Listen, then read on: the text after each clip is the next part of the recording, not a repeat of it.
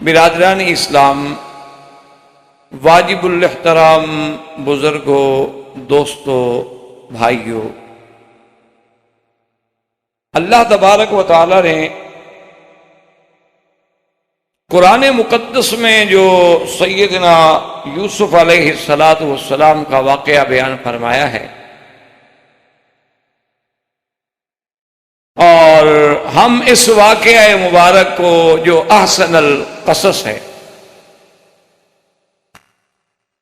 اللہ تبارک و تعالیٰ کی رحمت سے پڑھ رہے ہیں، سن رہے ہیں، اور اس مقام پہ پہنچے ہیں کہ جب سیدنا یوسف علیہ السلام کو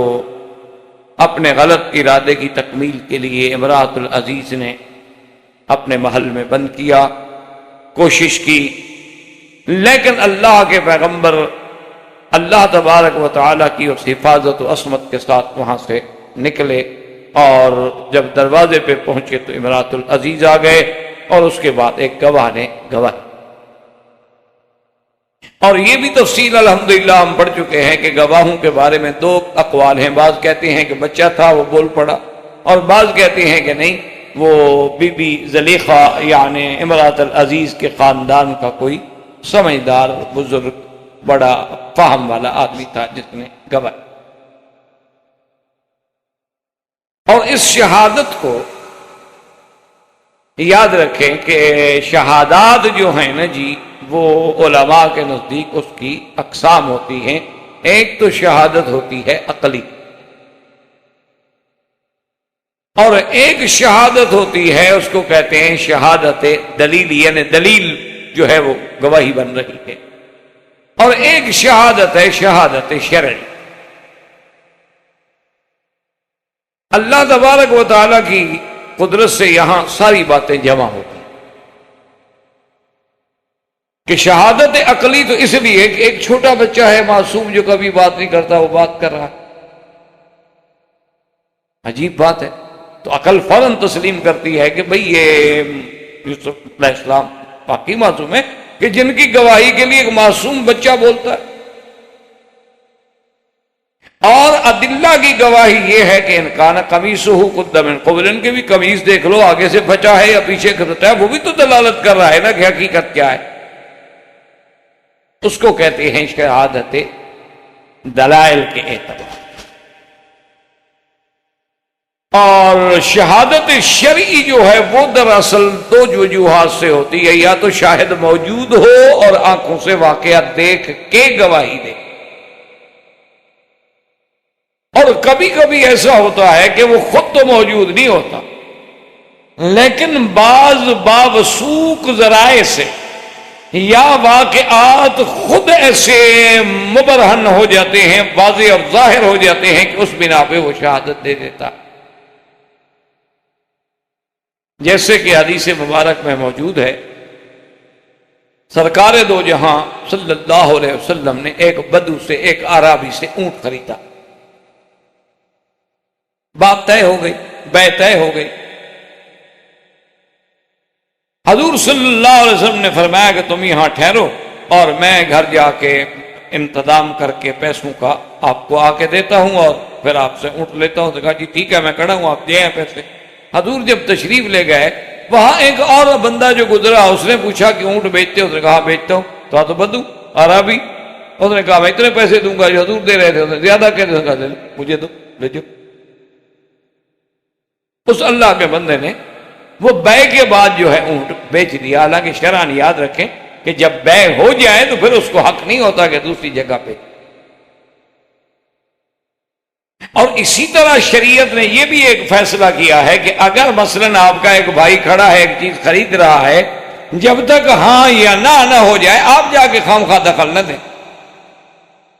اب اس کے ساتھ اس کی بات ہو رہی ہے اور آپ نے جا کے کہہ دیا ٹھیک ہے، پتہ نہیں وہ 8 ریال میں لے رہا تھا، آپ نے 10 کہہ دیا، تو لا یجوز البیع علی بیع اخی۔ حضور نے فرمایا جب تمہارا کوئی مسلمان بھائی سودا لے رہا ہے، تم کیوں خواہ دخل دے رہے؟ ہاں ان کا سودا نہ بنے، وہ چلا جائے، پھر تم جا کے بات کرو۔ اسی طرح لا یجوز الخطبۃ علی خطبۃ اخیہ، کہ اگر کوئی بندہ کہیں رشتے کا پیغام دے چکا ہے اور تم جناب فوراً پہنچ جاؤ گے نہیں جی میرا لڑکا بہت اچھا ہے اور بڑا افسر ہے اور بڑی تنخواہ ہے، تو یہ بھی شریعت میں حرام ہے کہ ایک بھائی پہلے خطبہ کر رہا ہے اس کو ہاں نہ کرنے دو۔ اور اسی طرح اگر بے میں نے آپ سے کر دی ہے تو اصولی طور پر تو قاعدہ یہ ہوتا ہے کہ جب زبان ہو گئی تو بے ہو گئی۔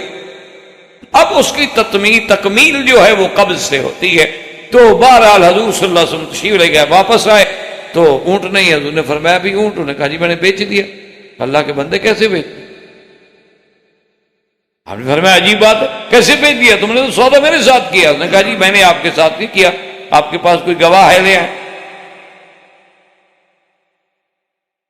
اب سیدھی بات ہے حضور صلی اللہ علیہ وسلم کے پاس اس وقت گواہ تو موجود نہیں تھا۔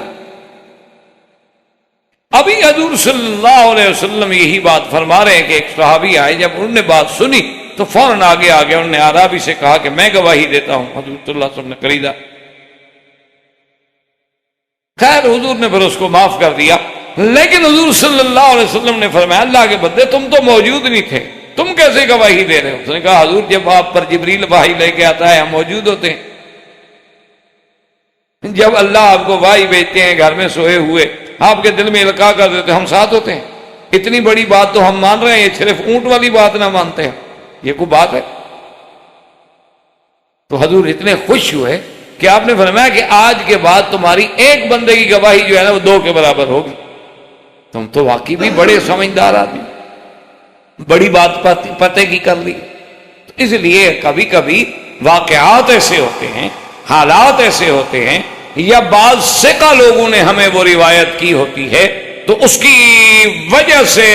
جو ہے وہ ہم گواہی دے دیتے ہیں۔ اس لیے یہاں سارے شواہد جمع ہو گئے اور اس کے بعد عزیز مصر نے فوراً یہ فیصلہ کر دیا کہ اچھا یوسف علیہ السلام آپ چھوڑیں، اور بیوی سے کہا کہ تم گناہوں کی معافی مانگو اور بات کر۔ اب آگے کے واقعہ جو آج ہم نے آج کے درس میں جو آیات پڑھی، وقال نسوۃ، اب یاد رکھیں یہ نسوہ جو ہے یہ جمع ہے، لیکن اس کو کہتے ہیں جمع مکسر، یہ قواعد عرب میں کہتے ہیں جمع مکسر، یہ مؤنث غیر حقیقی ہوتا ہے، ورنہ ہونا تو یہ چاہیے تھا نا کہ قالت نسوۃ، قالا تو مذکر کے لیے آتا ہے، تو قالا کیسے آ گیا؟ اس لیے علماء فرماتے ہیں کہ نسوہ جو ہے وہ جمع مکسر ہے، اور جمع مکسر جو ہے وہ مؤنث غیر حقیقی ہوتا ہے، تو اس پہ قالا بھی آپ کہہ سکتے ہیں، قالت بھی آپ کہہ سکتے ہیں۔ تو قرآن میں قال نسوۃ فی المدینۃ امرأۃ العزیز تراود فتاها عن نفسہ، اب جو اس شہر میں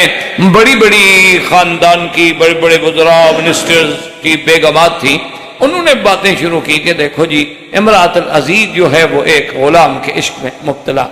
بڑا غلط کام۔ بھئی عشق کرنا ہے تو اپنے معیار کے برابر کرو، کو اپنا سٹینڈرڈ دیکھو، کوئی اپنا یہ کیا ہے کہ غلام خریدا ہوا ہے اس کے عشق میں مبتلا ہو گئی ہے اور غلام پہ ڈولے ڈال رہی ہے اور ایسی باتیں کر رہی۔ اب جب امرأۃ العزیز کو پتہ چلا تو اس نے کہا کہ بھئی اس کا حل جو ہے کسی طریقے سے کیا جائے، کسی اسلوب سے کیا جائے۔ اس نے ایک پارٹی کر دی، دعوت کر دی، اور اس پارٹی کا اس نے ایسا اہتمام کیا، یہ تقریباً 4000 سال پہلے کی خبر دے رہا ہے قرآن پاک ہمیں، اور 4000 سال پہلے جو ہے تہذیب مصر وہ اتنا متمدن تھے، اتنا وہ آگے بڑھ چکے تھے کہ جس کو آج دنیا حاصل کر کے بڑا فخر کرتی ہے، یہ ان کے 4000 سال پہلے جو ہیں وہ ٹیبل اور کرسیاں اور کھانے اور کھانے کے لیے چھری اور کانٹے اور اہتمامات اور تکیے اور بیٹھنے کے لیے صوفے، یہ 4000 سال پہلے ان کی تہذیب میں شامل، کیونکہ پوری دنیا میں تہذیب یونان، تہذیب روما اور تہذیب مصر، اور پھر سب پہ اللہ نے غالب کیا تہذیب اسلام، ورنہ پہلی دنیا کی تہذیبیں جو ہیں یہ معروف گزری ہیں زیادہ سے زیادہ۔ تو یہ لوگ اتنے مثقف تھے کہ امرأۃ العزیز نے دعوت دی، اور بڑی بڑی لازمی بات ہے کہ ایک وزیر کی بیوی جو ہے کسی غریب کو تھوڑا بلائے گی، اپنے برابر کے معیار کے لوگوں کو دعوت دے، اور سارے اہتمام کرنے کے بعد ٹیبل پہ کھانے لگا کے، فروٹ لگا کے، اور یہ اہتمام کیا کہ آخری وقت میں جب آدمی کھانا کھا لیتا ہے تو فاکہہ فروٹ وغیرہ بعد میں استعمال کرتا ہے، اسی لیے اس کو کہتے ہیں فاکہہ، یتفقہ بہا، یعنی یتلذذ بہا، وہ لذت کے لیے کھایا جاتا ہے، کوئی پیٹ بھرنے کے لیے تو نہیں کھایا جاتا۔ تو اللہ تبارک و تعالیٰ نے قرآن پاک میں ذکر فرمایا کہ اس نے اہتمام یہ کیا کہ جب کھانا لگ جائے اور کھانا کھا لیں اور فروٹ پکڑیں اور فروٹ کاٹ رہے ہوں، تو ادھر اس نے یوسف علیہ السلام کو امر کیا اور تیار رکھا کہ میں جب آپ کو بلاؤں تو پھر تم نے آنا ہے، اور جناب یوسف علیہ السلام سے کہا کہ آؤ۔ فَلَمَّا رَأَيْنَهُ أَكْبَرْنَهُ وَقَطَّعْنَ أَيْدِيَهُنَّ، اب جب دیکھا انہوں نے یوسف علیہ السلام، اتنا اس کی بڑائی اور اس کا کمال جمال دماغ میں آیا کہ ہاتھوں پر چوریاں چلانے لگے، وہ فروٹ تو رہ گئے، ہاتھ کاٹنے لگے، اور بیک زبان کہا وَقُلْنَا حَاشَ لِلَّهِ مَا هَذَا بَشَرًا، اور سب نے کہا اللہ کی قسم، اللہ کی پناہ، اصل ترجمہ ہوتا ہے اللہ کی پناہ، کہ ما ھذا بشرا ان ھذا الا ملک کریم، یہ ہرگز انسان نہیں ہے بلکہ یہ تو کوئی بزرگ فرشتہ ہے، آسمانوں سے اترا ہے۔ حیران۔ اب جب دیکھا امراۃ العزیز نے تو اس کو بھی موقع ملا کہ بھی اب تو یہ خود بھی ہاتھ کاٹ کے بیٹھی ہیں، تو اب اسے موقع ملا اپنے بارے میں اپنے آزار بیان کرنے کا۔ قالت فذلکن الذی لمتننی فیہ، تو اب امراۃ العزیز نے کہا اپنی ان عورتوں سے، ان خواتین سے، کہ یہ ہے وہ جس کے بارے میں تم مجھے ملامت کر رہی ہو، میرے خلاف پراپگنڈے کر رہی ہو کہ میں عاشق ہو گئی، میں غلام کے مسئلے کے اندر الجھ گئی ہوں، یہ ہے وہ غلام، بتاؤ یہ جو کچھ میں نے کیا یا جو میرے دل میں محبت ہے یہ باقی میں معذور ہوں کہ نہیں؟ اب تمہیں کیا ہو گیا ہے، تم سب عاشق ہو گئی؟ اور ساتھ یہ بھی کہہ دیا وَلَقَدْ رَاوَدتُّهُ عَن نَفْسِهِ فَاسْتَعْصَمَ، میں نے اس کو بہلایا، میں نے پھسلایا، میں نے گناہ کے لیے کوشش کی لیکن وہ بچ گیا، لیکن اس نے میری بات نہیں مانی۔ اور آگے پھر دیکھا کہ ساتھ غصے میں آ کے، جوش میں آ کے دھمکی بھی دے دی کہ کہیں ایسا نہ ہو کہ یوسف علیہ السلام کا، اب تو میں نے اعتراف بھی کر دیا کہ میں نے گناہ کیا ہے، میں نے غلطی کی ہے، اور یوسف علیہ السلام بچ گیا، تو پتہ نہیں یوسف علیہ السلام تو پھر میری بات کبھی بھی نہ سنے، تو اس لیے فوراً دھمکی بھی دے دی۔ وَلَئِن لَّمْ يَفْعَلْ مَا آمُرُهُ لَيُسْجَنَنَّ وَلَيَكُونًا مِّنَ الصَّاغِرِينَ، اور کہنے لگی کہ اگر ایک دفعہ تو بچ گیا یوسف علیہ السلام، اگر اس نے میرا کہنا نہ مانا اور میری آرزو کی تکمیل نہ کی تو میں اس کو قید میں ڈالوں گی اور اس کو نعوذ باللہ ذلت آمیز زندگی گزارنے پہ مجبور کر دوں، اس کو میرا کہنا ماننا پڑے۔ اب اگلی حضرت یوسف علیہ السلام کی دعا سے یہ واضح ہوتا ہے کہ جب انہوں نے دیکھا تو وہاں سے معلوم یہ ہوتا ہے کہ قال رب السجن احب الی مما یدعوننی الیہ، انہوں نے کہا میرا اللہ مجھے تو پھر ایک طرف جو قید خانہ ہے وہ زیادہ بہتر ہے، ان کی طرف جو ہے مجھے گناہوں کے لیے بلا رہی ہے۔ تو اصل میں علماء نے لکھا ہے کہ وجہ کیا تھی کہ جب وہ روٹی چھوٹی دعوت شاوت کھا بیٹھی حیران ہو گئیں اور دیکھ کے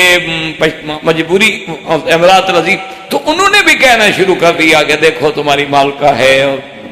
میں ایک بڑے حسب نسب کی عورت ہے، تم اپنی مالکہ کی بات مان لو، کوئی بات نہیں، تم اس سے تعلق رکھ۔ تو وہ بھی اس کے کہ بھئی آخر روٹی کھائی ہے، کچھ تو وہ حلال کرے نا، کچھ تو اس کی فیور کرے نا بچائے۔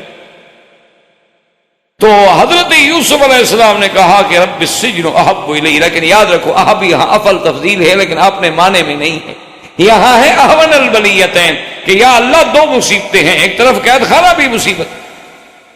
اور ایک طرف ان کے گناہوں کے جو ارادے ہیں وہ بھی مصیبت ہے، اور میرا اللہ اگر آپ نہیں پھیریں گے تو میں انسان ہوں، کب تک میں ان کے فتنوں سے بچوں؟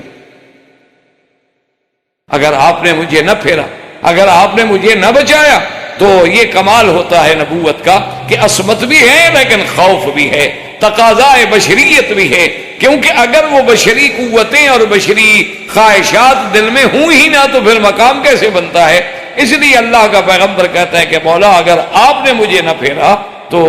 ہو سکتا ہے کہ میں بھی اس غلطی میں پڑ جاؤں اور اکن من الجاہلین، اور میں بھی جاہلوں میں سے ہو جاؤں، چونکہ گناہ جب بھی آدمی کرتا ہے گناہ جہالت کی دلیل ہے، گناہ علم کی دلیل نہیں ہوتا۔ گناہ جب بھی ہوتا ہے تو جہالت، چاہے بندہ کتنا پڑھا لکھا کیوں نہ ہو، اس وقت گویا اس کا علم ختم ہو جاتا ہے، وہ جہالت کا مرتکب ہو۔ تو یہ ایک تفسیر مبارک ہے جو جمہور نے، علماء نے اور اکثر مفسرین نے یہ تفسیر فرمائی ہے، لیکن بعض علماء نے اس پہ ایک عجیب اشکال کیا ہے اس تفسیر پر۔ انہوں نے کہا کہ بھی یہ بات ہمیں سمجھ نہیں ہے، کیونکہ قرآن یہ کہتا ہے کہ فَلَمَّا سَمِعَتْ بِمَكْرِهِنَّ، کہ جب بی بی زلیخا کو یا امرأۃ العزیز کو ان کے مکر کے بارے میں پتہ چلا، لفظ ہے مکرہن۔ اچھا آگے یہی ابھی آپ لفظ ابھی قرآن کی آیت پڑھیں کہ وَإِلَّا تَصْرِفْ عَنِّي كَيْدَهُنَّ، کہ میرا مولا اگر آپ نے ان کے مکر کو، قید بمانا مکر، اگر ان کے مکر کو آپ نے نہ پھیرا تو ہو سکتا ہے کہ میں بھی الجھ جاؤں۔ وہاں بھی لفظ قید ہے، پہلے لفظ مکر ہے۔ اور جب یوسف علیہ السلام کو پروانہ ملے گا آزادی کا، تو آگے جا کے انشاءاللہ ہم قرآن میں پڑھیں گے کہ جب پروانہ آزادی کا ملا تو حضرت یوسف علیہ السلام نے کہا کہ نہیں میں تو نہیں جاتا جیل سے باہر۔ انہوں نے کہا کیوں؟ انہوں نے کہا ما بال النسوۃ اللاتی قطعن ایدیہن ان ربی بکیدہن علیم۔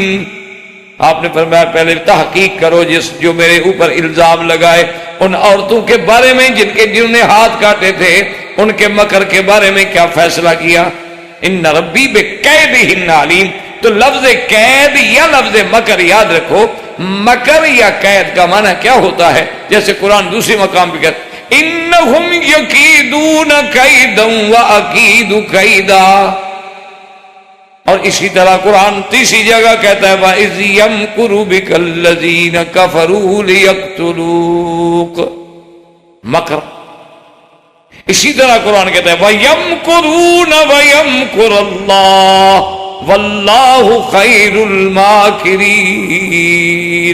تو اب بات کو سمجھیں کہ مکر کا معنی ہوتا ہے کہ کسی خفیہ طریقے سے کسی کو نقصان پہنچانا، یا کسی چیز کا بڑے خفیہ انداز سے کہ دوسرے کو پتہ نہ چلے۔ مکر تو تب ہے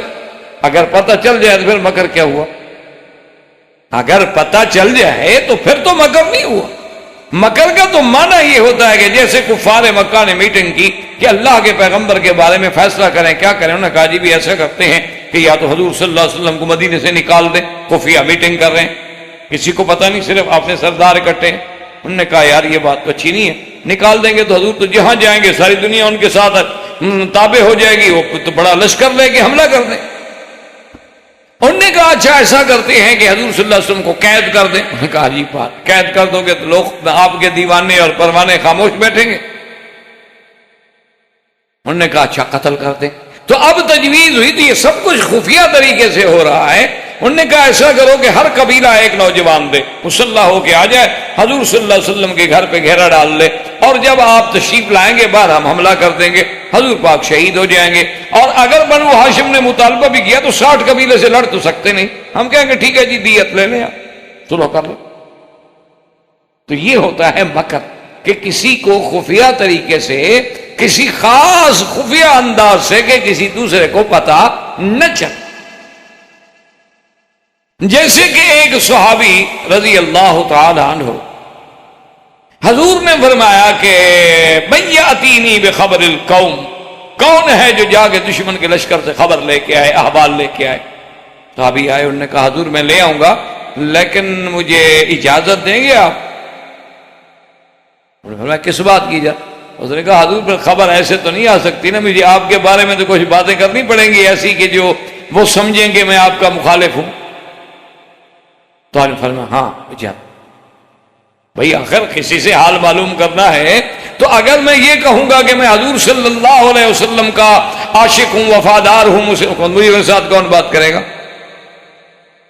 حضور نے فرمایا تو یہ ہوتا ہے مکر۔ اب قرآن میں ہر جگہ لفظ یا مکر کا آیا ہے یا قید کا آیا ہے، یا مکر یا قید میں مکر ہننا، قید ہننا، قید ہننا سب یا۔ تو اگر کوئی آدمی کسی کے حسن و جمال کو دیکھ کر مبہوت ہو جائے، یعنی آدمی ایسے سامنے آئے جمال دیکھ کے حیران ہو جائے اور ہاتھ کاٹ بیٹھے، تو اس میں مکر کون سا ہے بھائی؟ یہ تو آپ یوں کہہ سکتے ہیں کہ بھی مدہوش ہو گئے، یوں آپ کہہ سکتے ہیں کہ جی وہ بے ہوش ہو گئے، یوں آپ کہہ سکتے ہیں کہ جی وہ اس کے جمال میں ایسے کھوئے، ایسے کھو گئے کہ انہیں پتہ نہیں لگا کہ وہ چھری اپنا سیب کاٹ رہی ہے یا ہاتھ کاٹ رہی ہے۔ تو وہ تو مکر نہیں ہوتا، وہ تو معذوری ہے، مجبوری ہے۔ یا جیسے کسی خطرناک چیز کو دیکھ کے فطری طور پہ آدمی ڈر جاتا ہے، تو اس میں کیا مکر ہے بھائی؟ موسیٰ علیہ السلام نے اپنے ہاتھ سے عصا ڈالا ہے، لیکن جب وہ سانپ بنا تو موسیٰ علیہ السلام بھاگ پڑے، ڈر گئے۔ فطرت انسانی ہے، بشری تقاضا ہے کہ آخر سانپ کے آگے کون کھڑا رہے گا، وہ ڈس لو۔ اب جناب یہ ہے کہ بات کو سمجھیں، تو اس لیے بعض علماء نے اس تفسیر پہ ایک اشکال پیش کیا۔ انہوں نے کہا ہمیں یہ بات سمجھ نہیں آتی کہ آدمی کسی کے حسن کو دیکھ کے ہاتھ کاٹ ڈالے اور قرآن کہے کہ یہ مکر ہے۔ اور دوسری ان کی دلیل سنیں، وہ یہ کہتے ہیں کہ جب ان عورتوں نے ہاتھ کاٹے تو سب نے کیا کہا تھا؟ فَقُلْنَا حَاشَ لِلَّهِ مَا هَذَا بَشَرًا إِنْ هَذَا إِلَّا مَلَكٌ كَرِيمٌ۔ سب نے کہا کہ اللہ کی پناہ، خدا کی پناہ، یہ انسان نہیں، یہ تو فرشتہ ہے، یہ انسان نہیں۔ تو وہ یہ مطالبہ کرتے ہیں کہ جی پوری لغت عربیہ میں آج تک وہ کہتے ہیں ہمیں کوئی مثال دو، ہمیں کوئی محاورہ دو کہ کسی کے حسن و جمال کو فرشتے سے تشبیہ دی گئی ہو۔ فرشتے کو پاکی سے تشبیہ تو دی جاتی ہے لیکن جمال سے تشبیہ نہیں دی جاتی۔ وہ کہتے ہیں کوئی ایک محاورہ تو لے آؤ نا دنیا میں کہ کسی نے یہ کہا ہو کہ فلاں بندہ اتنا خوبصورت ہے جیسے فرشتہ۔ ہاں یہ تو کہتے ہیں کہ بھئی فلاں بندہ یار بڑا پاک باز ہے، بڑا پاک تینت ہے، بڑا صالح آدمی ہے، یار وہ تو فرشتہ صفت، یعنی فرشتے کو تشبیہ جو ہے سیرت میں تو دی جاتی کیونکہ فرشتے گناہوں سے پاک ہوتے۔ تو فرشتے کی تشبیہ جو ہے یہ تو ہو سکتا ہے کہ یعنی وہ اتنا پاک انسان ہے یار، اتنا پاک باز بندہ ہے، یار کیا پوچھتے ہو یار، اس کو فرشتہ ہے۔ تو فرشتے کو تشبیہ جو ہے وہ کسی کی سیرت سے تو ہو سکتی ہے لیکن صورت سے تو کبھی نہیں ہو سکتی۔ کہ صورت سے کیسے تشبیہ دی گئی کہ انہوں نے کہا کہ ما ھذا بشرا ان ھذا الا ملک کریم، کہ یہ انسان نہیں، یہ فرشتہ۔ تو اس لیے یہ اشکال ہوا۔ انہوں نے کہا کہ یہ چیزیں جو ہے، ایک تو ان کا یہ کہنا کہ ما ھذا بشرا ان ھذا الا ملک کریم، ایک یہ کہنا، اور ایک ان کا قرآن پاک میں بار بار جو لفظ مبارک آیا ہے فلما سمعت بمکرہن، اور آگے جا کے قرآن کہتا ہے کہ حضرت یوسف نے جب دعا مانگی کہ یا اللہ مہربانی کر الا تصرف عنی کیدہن، اور آگے قرآن جا کے کہتا ہے ما بال النسوۃ اللاتی قطعن ایدیہن ان ربی بکیدہن علیم۔ تو ہر جگہ قید اور مکر کا لفظ ہے، تو یہ قید اور مکر کیا ہے کہ آدمی جمال دیکھ کے مبہوت ہو جائے۔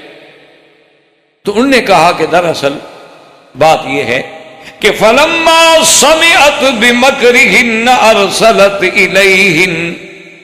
کہ جب امرات العزیز کو ان کے مکر کے بارے میں پتہ لگا، کیا مانا؟ انہوں نے سنا کہ بعض عورتیں فلاں وزیر کی بیوی، فلاں بڑے آدمی کی بیوی، وہ آپس میں ملازموں نوکرانیوں کے ساتھ، کنیزاؤں کے ساتھ بیٹھتی ہیں تو کہتی ہیں عجیب بات ہے، یہ امرات العزیز تو کچھ، یہ تو انتہائی بے عقل عورت ہے، اس کا تو عقل ہی کوئی نہیں، ایک غلام کو بھی نہیں پھنسا سکی، اس کے مقابلے میں ہوتی نا تو میں ایسے چٹکیوں میں یوسف علیہ السلام کو پھنسلا لے۔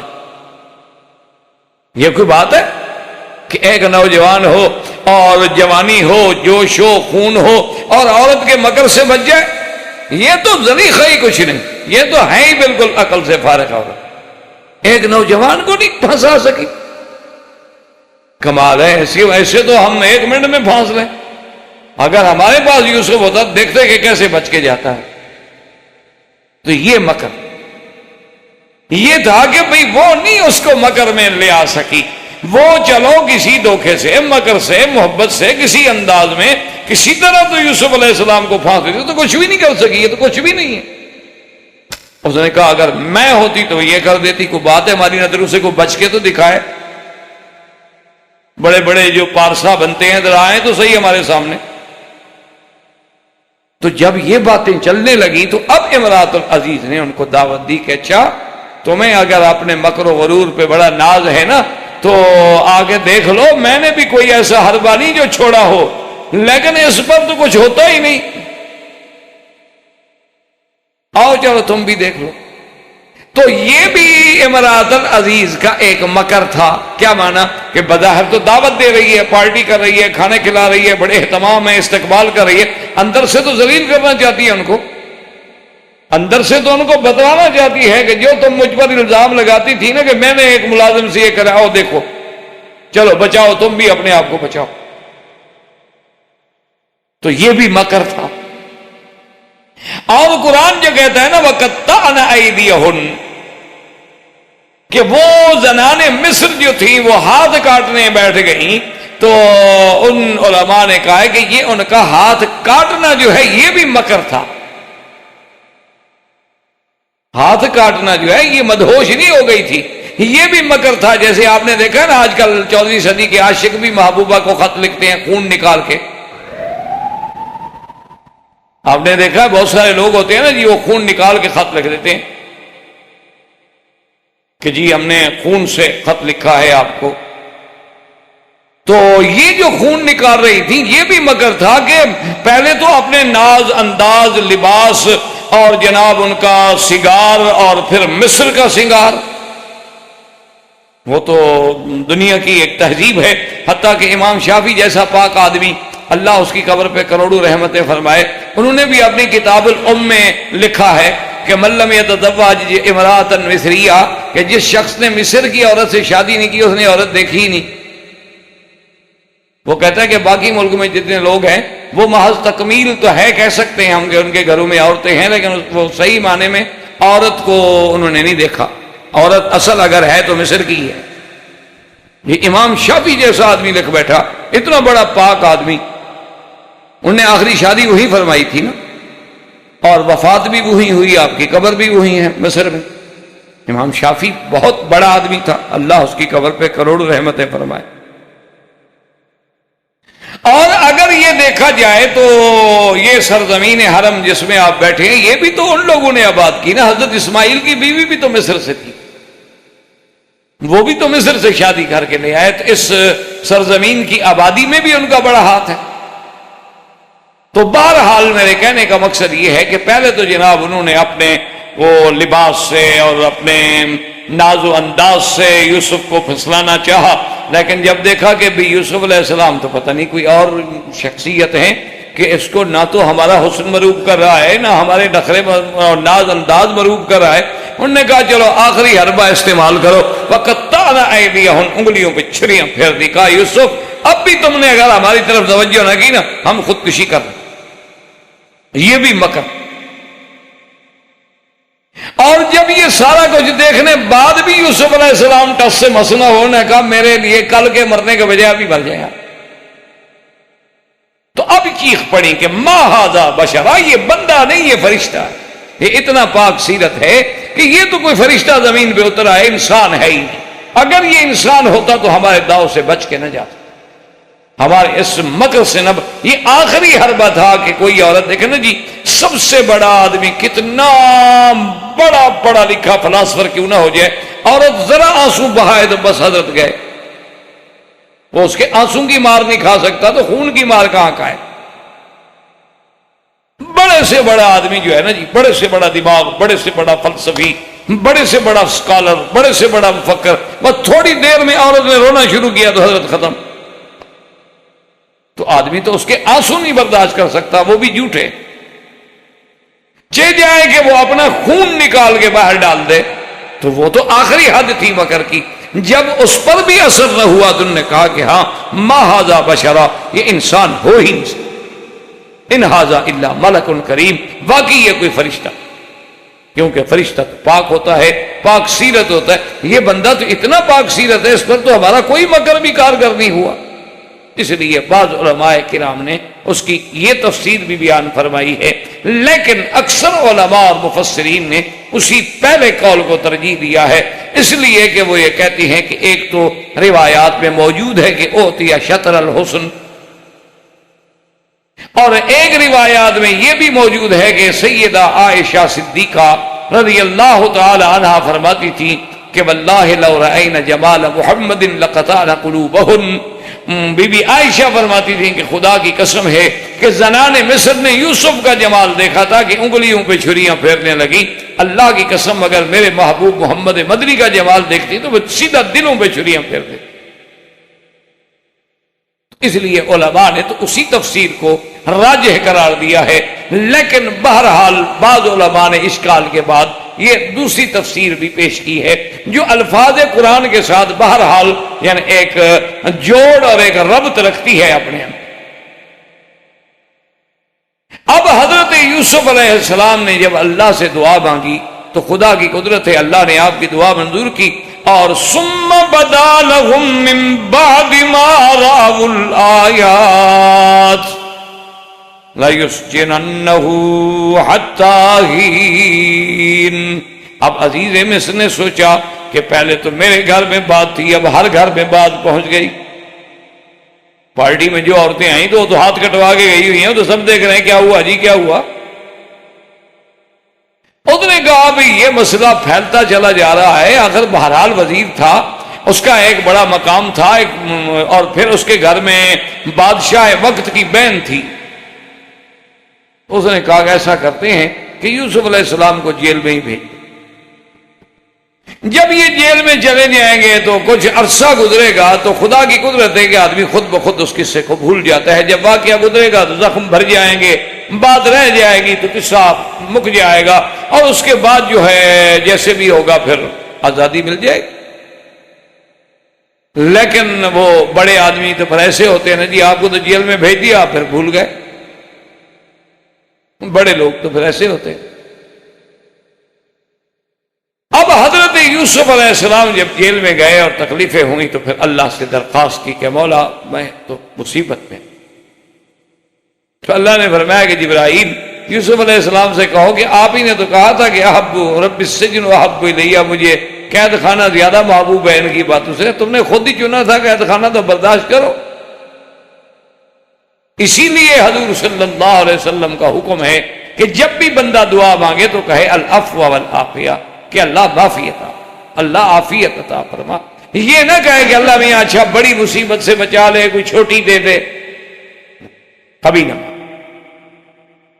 اور اسی طرح ایک حدیث مبارک میں ہے کہ حضور پاک نے دیکھا کہ ایک آدمی دعا مانگ رہا ہے کہ اللہ مجھے صبر کی توفیق عطا فرما، اللہ مجھے صبر کی توفیق عطا فرما۔ آپ نے بلایا، آپ نے کہا خدا کے بندے صبر تو ہوتا ہی مصیبت پر ہے نا، پہلے مصیبت آئے گی تو صبر کرو گے نا، کیا مانگ رہے ہو اللہ،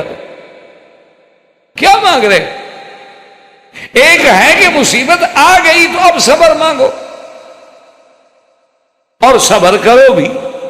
ایک ہے کہ خود آدمی کہے کہ جی مجھے اللہ صبر کی توفیق عطا فرما اور صبر کی توفیق عطا فرما، اس کا مطلب ہے کہ تم مصیبت مانگ رہے ہو، اللہ سے جب بھی مانگو العفو والعافیہ، اللہ سے معافی مانگو اور عافیت مانگو، کیونکہ اللہ تبارک و تعالی کسی بندے کو کسی ابتلا میں نہ ڈالے، کوئی چھوٹی سی بات بھی ہو تو انسان بڑا ضعیف ہے، بڑا عاجز ہے، وہ برداشت نہیں کرتا، اس لیے ہمیشہ العفو والعافیہ مانگنا چاہیے۔ اور اسی سے قرآن پاک کے ان واقعات کی روشنی میں علماء نے فرمایا کہ دیکھ لو کہ 4000 سال پہلے ان کی تمدن و تہذیب کا یہ عالم ہے کہ پہلے تو جناب سارے بڑے بڑے لوگوں کی بیویاں بن سنور کے آ رہی ہیں یوسف کو دیکھنے کے لیے، پھر یوسف کو الجھانے کے لیے ہاتھ کاٹ رہی ہیں، اور پھر خود عزیز مصر کی بیوی اعتراف کر رہی ہے کہ میں نے پھسلانے کی کوشش کی ہے، وہ تو گناہوں سے بچا ہوا تو بچ گیا، اس نے تو کوئی ارادہ نہیں کیا۔ ان سب کے بعد جیل میں حضرت یوسف کو بھیجا جا رہا ہے،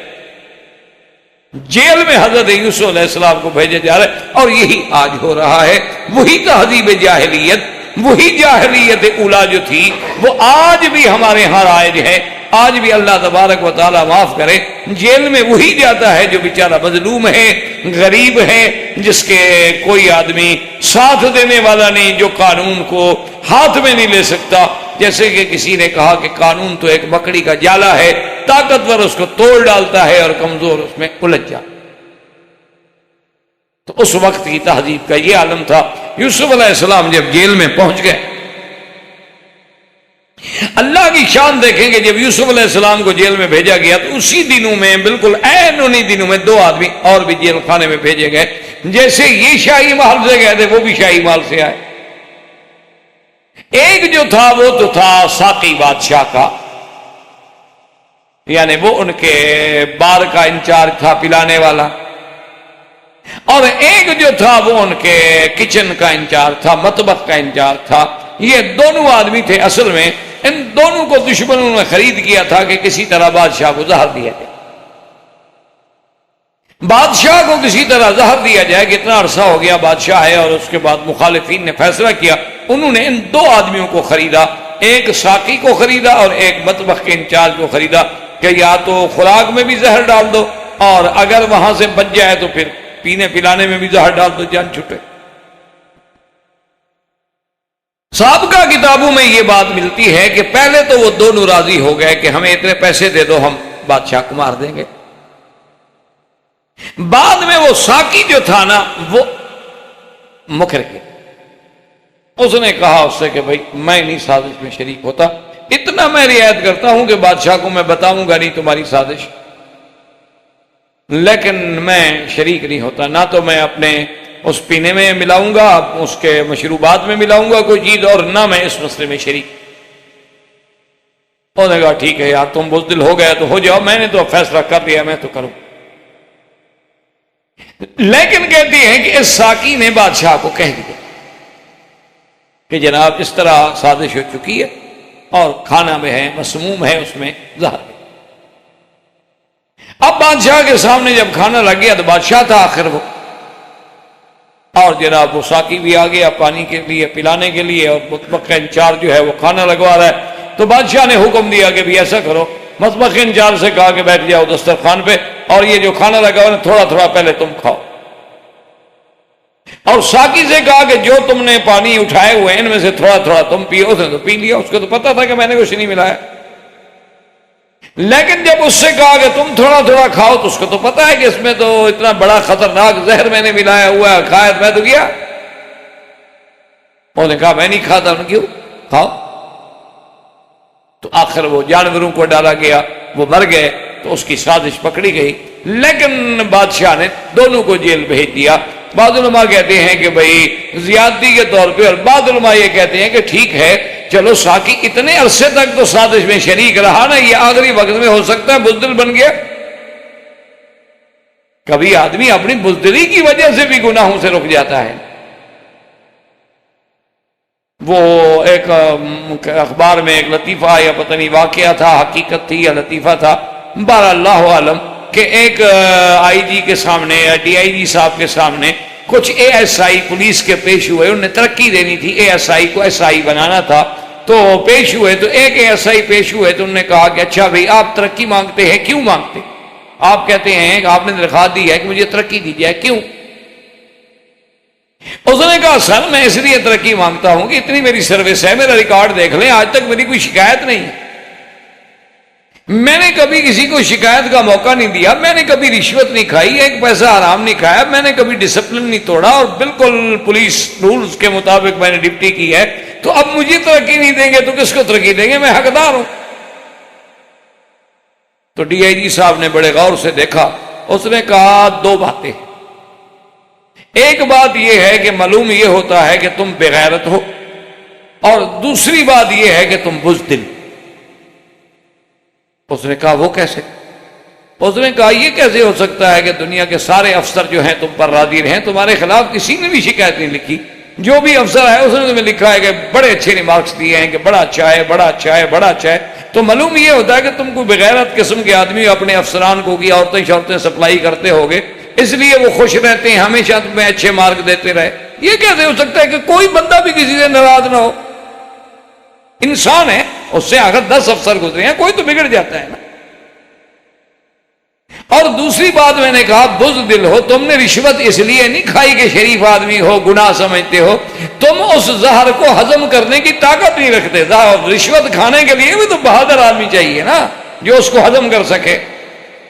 تم کمزور بندے ہو، ڈر کے مارے تم نے نہیں کھائی، اس لیے تمہیں ترقی کے بجائے میں ہیڈ کانسٹیبل بناتا ہوں، ریولٹ کرتا ہوں. انہوں نے کہا پولیس میں رہنے کے بعد ایسا آدمی میں نے زندگی میں پہلا دیکھا ہے کہ جس کے کریکٹر رول میں کوئی نوٹ بھی نہ ہو. یہ کوئی بات ہے؟ یہ کیسے ہو سکتا؟ کیونکہ یہ رشوت جو ہے زہر ہے، اس کو ہضم کرنا آسان تھوڑا ہوتا ہے، اس کے لیے بھی بڑے بڑے حوصلوں کی ضرورت ہوتی. تو اس لیے علماء نے لکھا ہے کہ ان سارے حالات کے باوجود بادشاہ نے ان دونوں کو جیل میں بھیج دیا کہ بھی کچھ ہو جائے. اب تم کمزور پڑ گئے، تم نے ایک راز کھول دیا، پہلے تم شریک کیوں ہوئے؟ تو بہرحال دونوں جیل میں چلے گئے. اب جب جناب دونوں جیل میں آئے حضرت یوسف علیہ السلام کی خدمت میں، تو انہوں نے کہا کہ حضرت یوسف، اب نے دیکھا نا جی. اچھا علماء کہتے ہیں یہ حضرت یوسف کے پاس کیوں آئے؟ تو اس کی ایک وجہ تو علماء نے یہ بیان کی، ایک ہی سیل تھا نا جی، تھے تو شاہی خاندان سے قیدی بن کے آنے والے، تو ان کو ایک ہی جگہ رکھا گیا. باہر کے ایک ہو تو آپس میں ہی ملیں گے اور کہاں جائیں. اور بعض علماء نے یہ لکھا کہ یوسف علیہ السلام کا جمال، یوسف علیہ السلام کا حسن، یوسف علیہ السلام کی سیرت و کردار، اور جیل میں آ کر بھی عبادت اور اللہ کے ساتھ لگاؤ، اللہ کا ذکر، اور کسی کے ساتھ بھی برائی نہ کرنا، ہر بندے کی خبر گیری کرنا، کوئی بیمار ہے عیادت فرما رہے ہیں، کوئی رو رہا ہے تسلی دے رہے ہیں، ہمدردی کر رہے ہیں اس کے ساتھ یہ چیز جو تھی اس نے ان کو مجبور کیا کہ وہ یوسف علیہ السلام کے گرویدہ ہو گئے. اور کبھی کبھی آ کر یوسف علیہ السلام سے عجیب عجیب باتیں بھی پوچھا کرتے تھے اور یوسف صاحب بھی بتا دیتے. تو اب آئے، انہوں نے کہا جی ہم نے خواب دیکھا. وَدَخَلَ مَعَهُ السِّجْنَ فَتَيَانِ قَالَ أَحَدُهُمَا إِنِّي أَرَانِي أَعْصِرُ خَمْرًا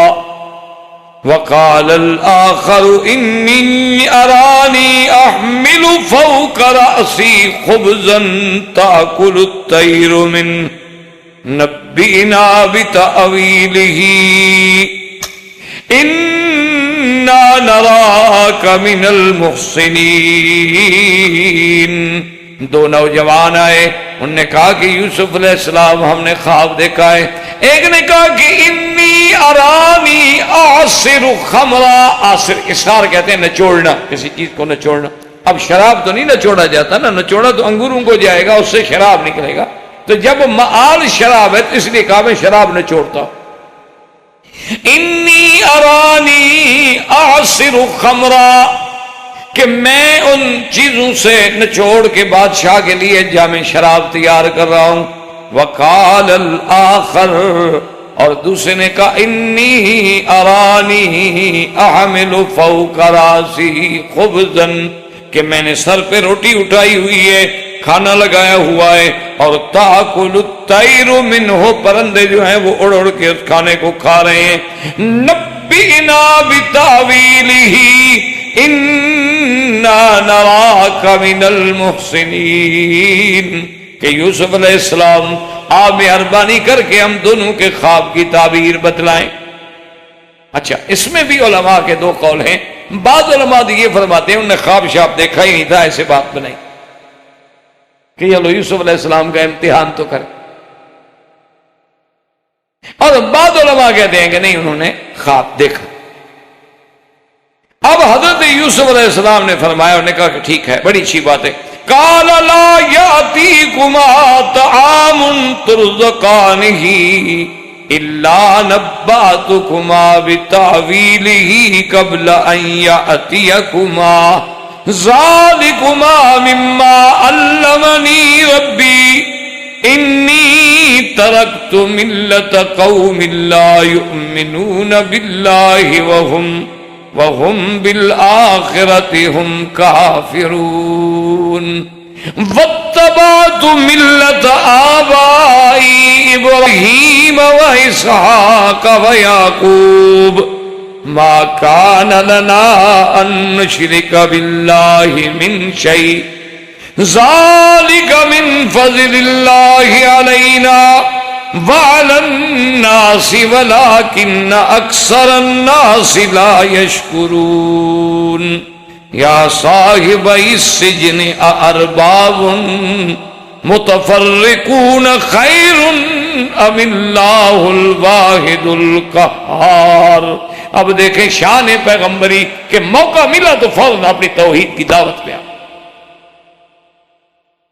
کہ اب یہ بندے آئے ہوئے ہیں خواب دیکھ کے تعبیر لینا چاہتے ہیں، مجھے موقع مل گیا۔ انہوں نے کہا دیکھو پہلے بھی تو میں تم کو تمہارے توام آنے سے پہلے بتلا دیا کرتا تھا کہ کیا آئے گا، کیا ہوگا، کیا ملے گا، کیا ساری چیزیں۔ اللہ نے مجھے یہ علم عطا فرمایا ہے اور میں نے وہ ملت ہی چھوڑ دی، وہ قوم چھوڑ دی، وہ جماعت چھوڑ دی جن کا اللہ کی توحید پہ ایمان نہیں، اور میں تو ابراہیم، اسحاق اور یعقوب کی پیروی کرنے والا آدمی ہوں۔ اور ان سب کا دین کیا تھا؟ ما کان لنا نشرک باللہ۔ اور پھر اس کے بعد دیکھیں جناب کتنے پیار سے اللہ کا پیغمبر تبلیغ۔ یاد رکھیں کہ دعوت دینا جو ہے، کسی کو دین کی دعوت دو تو اس کا بھی اسلوب ہے، ادعو الی سبیل ربک بالحکمت والموعظۃ الحسنہ، کہ بڑی حکمت کے ساتھ، دانائی کے ساتھ، موعظہ حسنہ کے ساتھ کسی کو بلائیں۔ اگر آپ کسی کو فوراً سختی سے کہیں گے، ڈانٹیں گے تو بات کون سنے گا؟ آج کے دور میں تو بچہ اولاد بات نہیں سنتی تو کوئی دوسرا کیا؟ دیکھیں کتنا پیارا خطاب کہ یا صاحب السجن، اے میرے قید خانے کے ساتھی، اَأَرْبَابٌ مُتَفَرِّقُونَ خَيْرٌ أَمِ اللَّهُ الْوَاحِدُ الْقَهَّارُ۔ اچھا تم یہ مجھے بتاؤ کہ ڈھیر سارے رب بنا لینے، یہ بھی رب، یہ بھی رب، یہ بھی رب،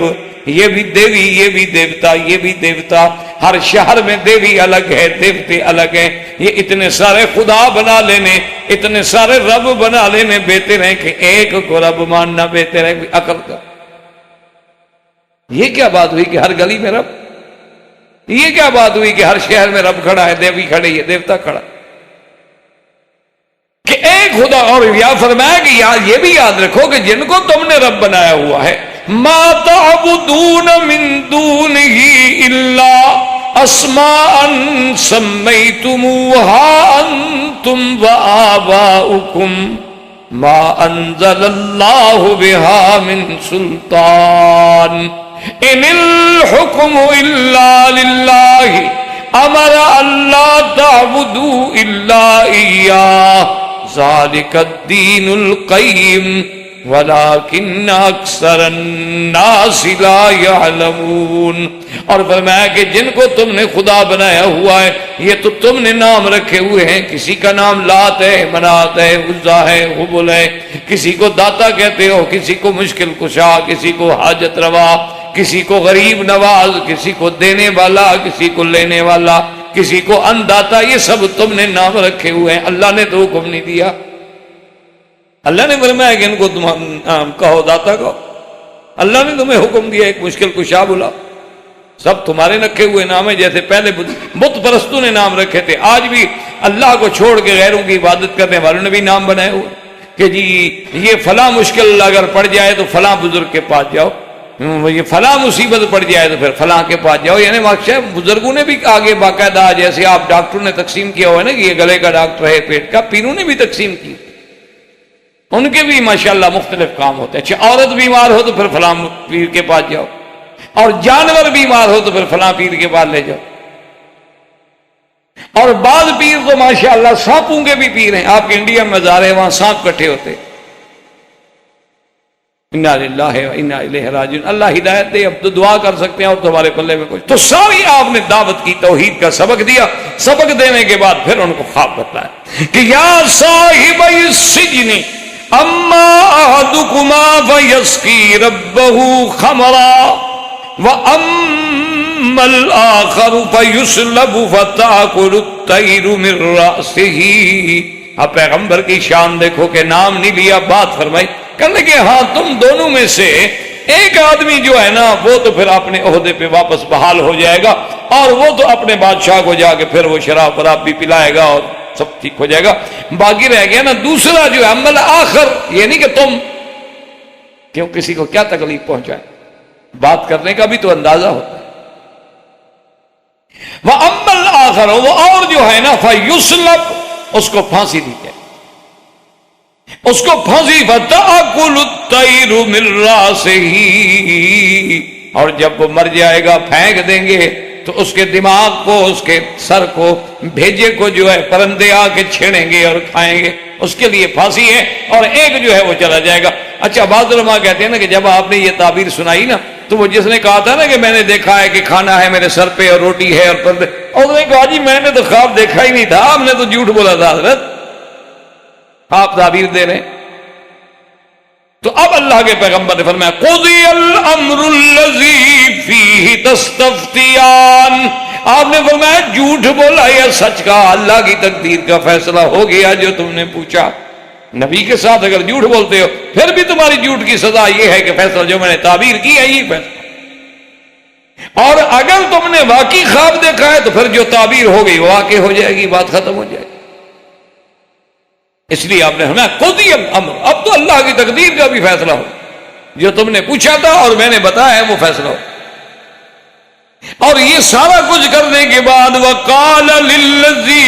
ظن انہ ناج منہ اذکرنی عند ربک فانساہ الشیطان ذکر ربہ فلبث فی السجن بضع سنین۔ اور جن کے بارے میں آپ نے خواب میں تعبیر میں یہ بتایا تھا کہ تم اپنے عہدے پہ بحال ہو جاؤ گے، آپ نے فرمایا دیکھو تم اپنے عہدے پہ جا رہے ہو، کم از کم اب تم نے جا کے پھر ساقی گری کرنی ہے اور بادشاہ کی محفل میں جا کے تم نے پلانا ہے، تمہارا قرب تو حاصل ہو گیا، برات بھی تمہاری ہو گئی اور بادشاہ خود تمہیں اسی وظیفے پہ بلا رہے ہیں، تو اب ایک میرا کام بھی کرنا کہ کم از کم بادشاہ سے یہ تو کہنا کہ تمہارے ملک میں یہی انصاف ہے کہ جنہوں نے چھیڑا، جنہوں نے مکر کیا، جنہوں نے بہلایا پھسلایا وہ تو گھروں میں عیش کریں، اور جو گناہوں سے بچا، جنہوں نے تمہارے شاہی گھرم کی عزت کی حفاظت کی، اس کو بے گناہ جیل میں ڈال دیا گیا۔ کوئی عقل کی بات؟ تو کم از کم ان کو اپنے اس زمانے میں ایک بات یاد رکھیں، ویسے بھی رب کا معنی جو بطور لغت کے ہوتا ہے پالنے والا، تو اس وقت اس کا اطلاق جو ہے کسی سردار پہ، بادشاہ پہ، عام لوگوں پہ بھی ہوتا تھا، جیسے اب بھی مثلا کبھی کبھی محاورات میں آتا ہے کہ بھی یہ عورت کیا کام کرتی ہے، تو آگے لکھتے ہیں ربۃ البیت، یہ گھر کی تربیت کی، یعنی نوکری نہیں کرتی، یا لکھ دیتے ہیں دکتورہ ہے یا فلاں ہے یا فلاں ہے، اگر وہ بیچاری کوئی کام نہیں کرتی کہیں گے ربۃ البیت، یہ گھر کی مربیہ ہے، تو اس کو بھی اچھا اسی طرح کہتے ہیں رب الدار، یہ اس حویلی کا مالک ہے۔ لیکن اب حضور نے حکم دے دیا کہ کسی غلام کو یہ نہ کہا کرو عبدی، کیونکہ سب اللہ کے بندے، اور اسی طرح جو ہے کوئی آدمی اپنے مالک کو یہ نہ کہے ربی، بلکہ اس کو اپنا نام لے کے پکارے، کیونکہ سب اللہ کے بندے ہیں اور کوئی کسی کا رب نہیں ہے۔ لیکن اس دور میں اس لفظ کا اطلاق جائز تھا۔ اچھا خدا کی شان ہے جب انساہ الشیطان ذکر، وہ چھوٹ کے آ گیا، شیطان نے اس کے دل و دماغ سے یہ بات ہی نکالی۔ اچھا ویسے بھی اللہ معاف فرمائے جب آدمی کا کام ہو جائے تو کون یاد کرے، وہ تو چھوٹ گیا، عہدہ بھی مل گیا، اقتدار بھی مل گیا، بادشاہ کی محفل میں بھی آ گیا۔ اچھا پھر کام بھی کھانے پلانے والا، کام بھی ڈپٹی بھی ایسی تھی نا، تو پلانے کے بعد ویسے اچھے اچھے ہوش والے بھی بے ہوش ہو جاتے ہیں، تو یہ کیا یاد رکھتا بدبخت، کام بھی ایسا تھا نا۔ فَأَنْسَاهُ الشَّيْطَانُ ذِكْرَ رَبِّهِ، اور بعض علماء کہتے ہیں کہ اس کا ضمیر یوسف کی طرف راجع ہے کہ یوسف علیہ السلام اپنے خدا کو بھول بیٹھے اور اس کو پیغام دے بیٹھے۔ بعض علماء یہ کہتے ہیں کہ بھئی یوسف علیہ، کیوں یہ بھی شیطان نے وسوسہ ڈالا کہ بھئی وہ ایسی بات کر بیٹھے، ورنہ جب اللہ نے کنویں سے نکالا تو مالک نے، اور تمہیں بچایا تو مالک نے۔ اسی لیے ایک آدمی آیا نا جی، تو وہ کہنے لگا حضرت یوسف علیہ السلام سے، کہتے ہیں وہاں کا جو جیلر تھا نا جی، وہ حضرت یوسف سے اتنا متاثر ہوا کہ آگے کہنے لگا، کہتے یوسف مجھے تو آپ سے محبت ہو گئی، خدا کے لیے میرے ساتھ محبت نہیں کرنا۔ یوسف علیہ السلام نے کہا حضرت کیا بات؟ انہوں نے کہا واللہ میرے دل میں آپ کی اتنی محبت ہے، اتنی عقیدت ہے کہ میرے بس میں ہو تو میں تو ابھی آپ کو جیل سے نکال دوں، لیکن میں جیلر ہوں، میں نکال تو نہیں سکتا، البتہ یہاں جتنی سہولتیں آپ کو دے سکتا ہوں نا وہ آپ کو ملیں گی۔ لیکن آپ محبت سے کیوں؟ آپ نے فرمایا پہلے میری خالہ نے مجھ سے محبت کی تو مجھ پہ چوری کا الزام لگایا گیا، پھر اس کے بعد جناب میرے بھائیوں نے آ کے ابے کے سامنے محبت کا اظہار کیا تو جا کے مجھے جناب کنویں میں ڈالا، پھر ایک امراۃ العزیز تھی، اس نے بھی مجھ سے محبت کی، جس نے جیل بھجوا دیا، تم اور محبت کر کے مجھے کہاں پہنچانا چاہتے ہو؟ انہوں نے فرمایا مجھے تو محبت راس ہی نہیں آئی کسی کی، میرے ساتھ تو جس نے محبت کی ہے میں محبت کا ڈسا ہوا تو ہوں، اور میں نے کیا جرم کیا ہے؟